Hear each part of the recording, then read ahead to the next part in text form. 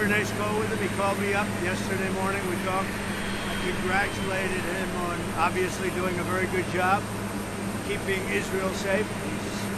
He's doing very well. He calls me on occasion. I think he wants my views on things.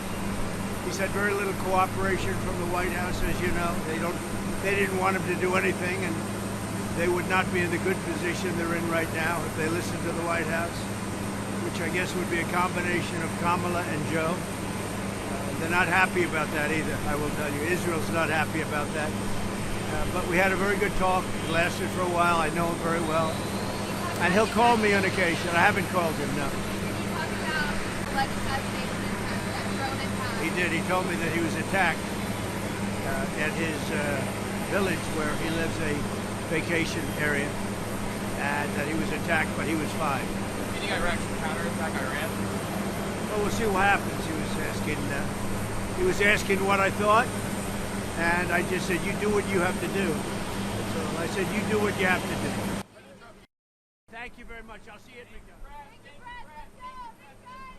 I want to see the Middle East get back to peace, and real peace, but a peace that's going to be a lasting peace, and that's going to happen. I feel really, truly confident it's going to happen, and I believe it's going to happen soon. And we'll see what happens with the election. I think the election is going to make a big difference. But I was respected over there, and great relationships with so many, including your friend and my friend.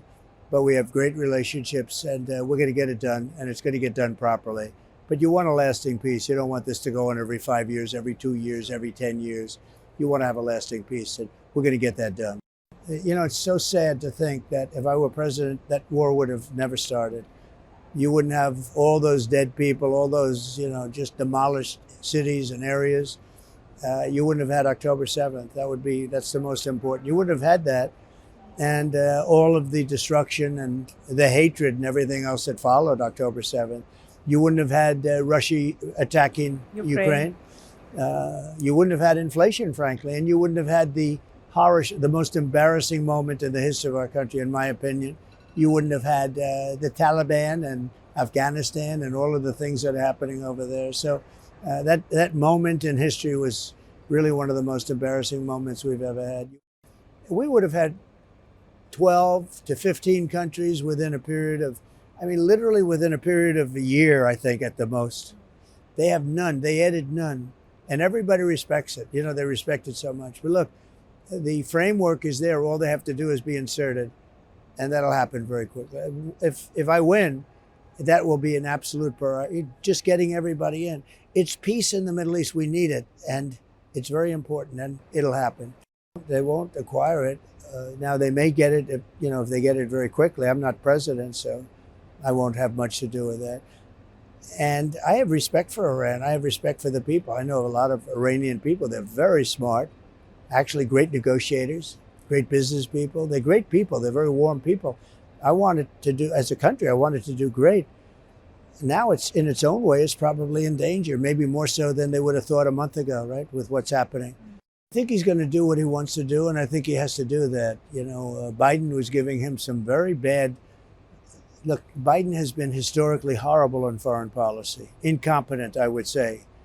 What you do is anything he says, do the opposite, and you'll be brilliant if you do the opposite. But he gave him instructions not to do anything, and Israel was under great danger. They're under much less danger right now than they were 1 month ago. Let's face it. You saw the attack on October 7th. That was horrible. I've seen tapes that other people haven't seen, and what happened there was horrible.